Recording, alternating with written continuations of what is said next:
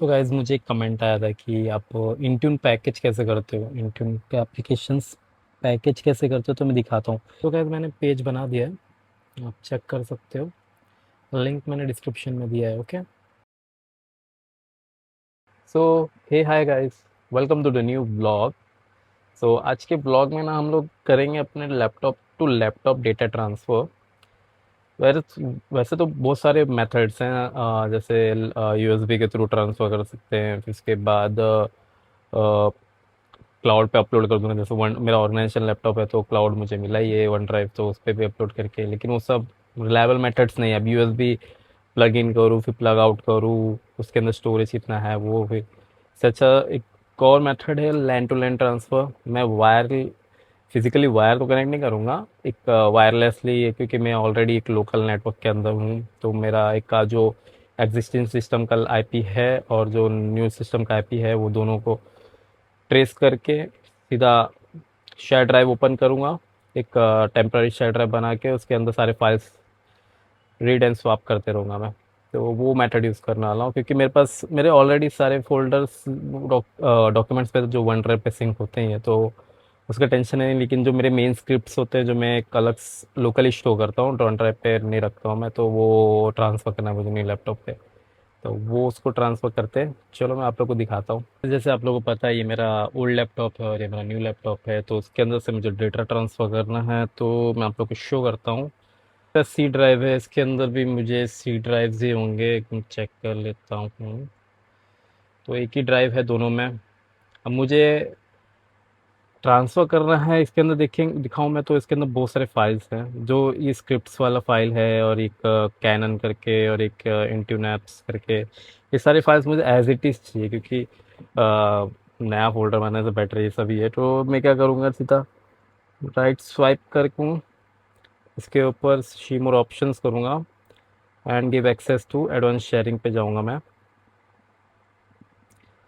क्योंकि मैं ऑलरेडी दोनों सिस्टम मेरे ऑलरेडी लोकल नेटवर्क से कनेक्टेड है, तो एडवांस शेयरिंग्स पे जाके yes share this folder, permissions पे जाके रीड का ऑप्शन देना पड़ेगा, क्योंकि मैं डिलीट नहीं करना सकती सारी फाइल, तो मैं रिस्क लेने से बेटर रीड के ऑप्शन दूंगा एंड क्लोज। तो ये बन गया मेरा शेयर ड्राइव। अब मैं इसके ऊपर एक इसका आईपी देखना चाहता हूँ क्या है।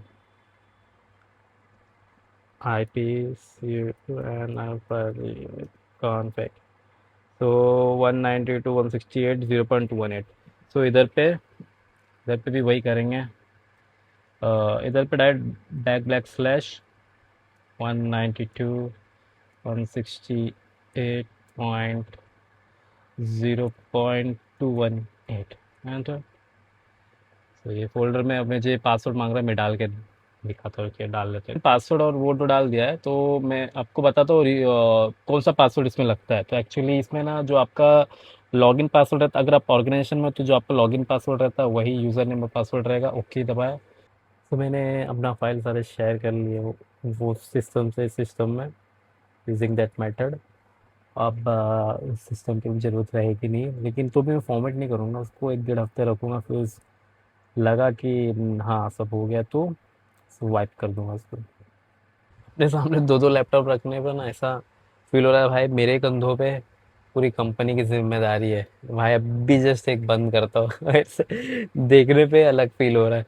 लेकिन लिटरली जो ये वाला लैपटॉप मिला है ना गाइस, ये वाला वो सही है। मतलब इतना वाइड है, और उसका जो कॉन्ट्रास्ट और जो इसका डिस्प्ले का जो मतलब फीलिंग्स है ना, बहुत मैच्योर टाइप का है as compare to this one. देख रहे हो, ये अभी कैमरे पे तो उतना तो भी दिख रहा है, देखो कितना ये वो वाइटनेस इसके अंदर कितना है। और इसका अगर मैं इसको दोनों को ड्रॉप डाउन करूँ, तो भी इसका ब्राइटनेस का देखो, इसके ब्राइटनेस में इसका इसका ब्राइटनेस बहुत ज़्यादा है as compare to this one. लेकिन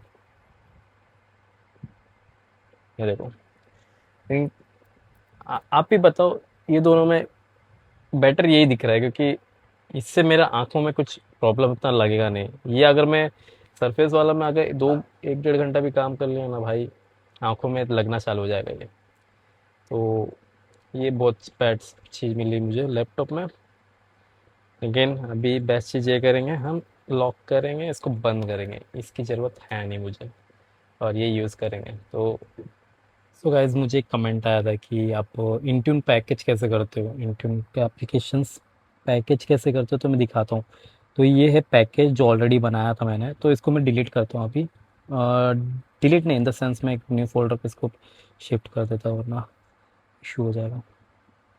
ओके, मैंने ये फोल्डर पे शिफ्ट कर दिया है। तो आपको 3 कंपोनेंट्स रिक्वायर्ड है। एक ये इंस्टॉल डॉट प्रिंटर, ये अनइंस्टॉल मैंडेटरी नहीं, ऑप्शनल है। अगर आपको इसमें आपको अगर आपका को एप्लीकेशन एकदम रोबस्ट बनाना है तो फिर इसको रख सकते हो। तो इसका एक बेनिफिट क्या है कि अगर आप प्रिंटर इंस्टॉल कर रहे हो और आपको चाहते हो कि कंपनी पोर्टल से हम इंस्टॉल कर करने का ऑप्शन मिले, तो फिर आपको ये स्क्रिप्ट भी चाहिए रहेगा। और ये ड्राइवर पैकेज है। सो इसके अंदर तीनों मेन कंपोनेंट फाइल है। ये एक लोडर है, इसका ड्राइवर है, और उसका सर्टिफिकेट्स और सब सेवरल थिंग्स इसके अंदर कंटेंट्स रहते हैं। तो ये 3 फाइल आपको कहीं से भी मिल जाएगा। कैनन के वेबसाइट पे आप जाएंगे ना, ड्राइवर पे, तो मैं आपको एक शो करता हूँ। ये देखो, ये मैंने ड्राइवर डाउनलोड किया था कैनन का। तो आप इसके अंदर ड्राइवर में जाओगे ना, आपको ऑटोमेटिकली ये तीनों फाइल मिल जाएंगे। कोई ज़रूरत नहीं कुछ एक्स्ट्रा करने की, बस ये तीनों फाइल आपको ड्रैग एंड ड्रॉप करना है इधर पे। आपको बैक जाना है सीधा उस पेज पे जहाँ पे मेन पेज है, इन तीनों पेज पे। और आपको एक एप्लीकेशन और डाउनलोड करना रहेगा, मैं वो शो करता हूँ। लेट्स से मैं इधर पेस्ट करता हूँ एप्लीकेशन में आपको। तो ये एक एप्लीकेशन आपको माइक्रोसॉफ्ट के वेबसाइट पे मिल जाएगा। इसको डबल क्लिक करके रन एज एडमिनिस्ट्रेटर करेगा। Without running as administrator package नहीं होगा। तो रन एज एडमिनिस्ट्रेटर किया मैंने। अब वो सोर्स फोल्डर मेरे को डालना होगा, यहाँ पे सी डी उडी कुछ नहीं डालना है। दैट वो जो सोर्स फोल्डर था वो ड्रैग आप कर सकते हो, ये सीधा copy and paste, copy paste, ठीक है। और फिर इसके अंदर पूछा है कि please specify the setup file. तो सेटअप फाइल में ना आप लोग को ये डालना है, इंस्टॉल वो जो पैकेज फाइल स्क्रिप्ट है ना, उसको डालना है। Install dash printer dot P S one, done, enter करना है।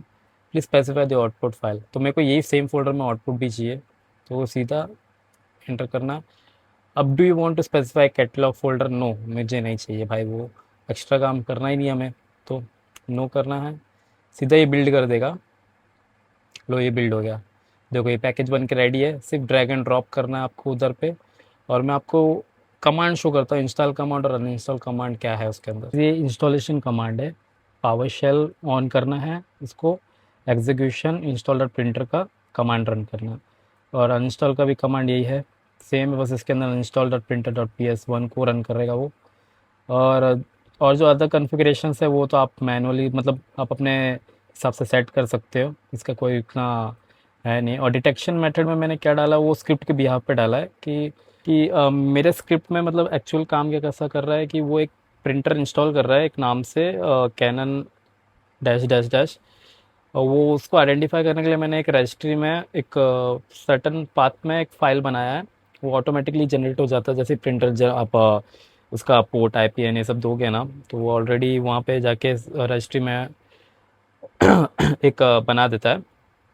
तो वहाँ पे से वो डिटेक्शन मैटर करना है कि वहाँ पे वो फाइल एग्जिस्ट कर रही है कि नहीं, वो और कर रही है तो ट्रू, और देन एल्स, एल्स करके फॉल्स। तो वो मैंने डिटेक्शन मैटर डाला और उसका रिजल्ट भी सही आ रहा है। और सबसे मतलब मैं बोलूँगा डिफ़ॉल्ट में सबसे कंप्लाइंट वही है, क्योंकि और अलग एक और वेरिएशन है कि आप कमांड रन कर सकते हो बैकएंड में कि प्रिंटर दिख रहा है कि नहीं उसके अंदर। तो वो बेसिकली उतना काम मतलब मैंने उतना रोबस्ट देखा नहीं उसको कभी भी। वो रिस्टार्ट के बाद कभी दिखता है, कभी रिस्टार्ट से पहले पहले कभी कभार नहीं दिखता है। तो रजिस्ट्री में कैसा है, फटाक से अपडेट हो जाता है। तो वो मेथड मुझे बहुत सही लगा, तो मैं वही यूज़ करता हूँ। तो आप भी ट्राई करो, मैं ट्राई करूँगा मैं कि वो जो स्क्रिप्ट्स हैं वो मैं उसके अंदर डाल दूँ, अपने गिटहब के अंदर डाल के। इसका लिंक मैं आई थिंक चैनल के अंदर मैं डाल दूँगा, आप फिर चेकआउट कर लेना उसको। सो अभी फ़िलहाल मैं वो वाला प्रिंटर पे तो काम ही कर रहा था, कंपनी पोर्टल पे अवेलेबिलिटी डालने के लिए। हम लेकिन मैं अपनी यूनिवर्सल प्रिंट पे भी काम करना शुरू कर दिया। तो मैं आपको एक ग्राफ दिखा सकता हूँ कि कितना मेरे पास प्रिंटर मैंने अभी तक डाल चुके हैं और कितना काम कर रहे हैं। तो ये गाइस एक ग्राफ है, उसके अंदर आपको शो हो रहा रहेगा कि देखो प्रिंटर कितने पेजेस प्रिंट हुए हैं, कितने नए। मैं ऊपर का हेडर्स तो अभी शो नहीं कर सकता क्योंकि इसके अंदर कुछ कॉन्फिडेंशियल इन्फॉर्मेशन भी हैं, तो वो नहीं शो करूँगा। लेकिन यहाँ का पार्ट मैं शो कर सकता हूँ। तो 11 प्रिंटर से और 6 उसमें से दिखा रहे हैं। तो मैं अगर मैं यहाँ पे क्लिक करूँ देखिए प्रिंटर्स में, तो मुझे यहाँ 6 के 6 दिखाएंगे। Add a device workout school करके मैंने ऑलरेडी करके रखा है। ये देखिए 6 के 6 मुझे दिखा रहे क्लाउड प्रिंटर। मैं ऐड करूँगा डायरेक्ट ऑटोमेटिकली ऐड हो जाएंगे। तो वो भी सिनेरियो में चेक कर रहा हूँ। अभी जो लाइम रेड ब्राउन ये मैंने अभी इसे ऐसा टेस्टिंग पर्पज़ के लिए रखा है। इसका बाद में नेमिंग कन्वेंशन अच्छे से करूँगा कि आइडेंटिफाई कर सके कोई भी यूज़र। सिनेरियो बताता हूँ, हर यूज़र के पीछे ना आपको, अगर आपके पास E3 एंड E5 लाइसेंस है तो आपको एक प्रिंटर के पीछे कुछ हज़ार आई थिंक मिलता है, 1000 या 100। हाँ, एक एक यूज़र के पीछे आपको 100 प्रिंट्स मिलते हैं। तो अगर फॉर एग्जांपल आपके पास 5,000 यूज़र हैं तो 5 लाख प्रिंट्स मिलेंगे आपको। वो ऐसा नहीं है कि एक बंदा 100 ही प्रिंट कर सकता है। अगर 5 लाख है तो वो चाहे कितना भी प्रिंट कर सकता है उस पूरे कोटा के अंदर। तो ऐसा कुछ है नहीं कि एक बंदे को अगर 100 ही मिला तो वो 100 ही प्रिंट कर सकता है, नहीं। वो अनलिमिटेड कर सकता है, एटलीस्ट 5 लाख जो भी मिला है उसको, वो थ्रेशोल्ड तक ही। तो एक ये बेनिफिट है E3 फाइव लाइसेंस का। अगर E1 लाइसेंस में ये नहीं बेनिफिट मिलता है, E1 में फिर आपको सेपरेटली खरीदना पड़ता है। तो कि उसका कुछ चार्जेस है, कुछ $300 फॉर समथिंग। एक मिनट में अभी चेक ही कर रहा था, कुछ $300, हाँ।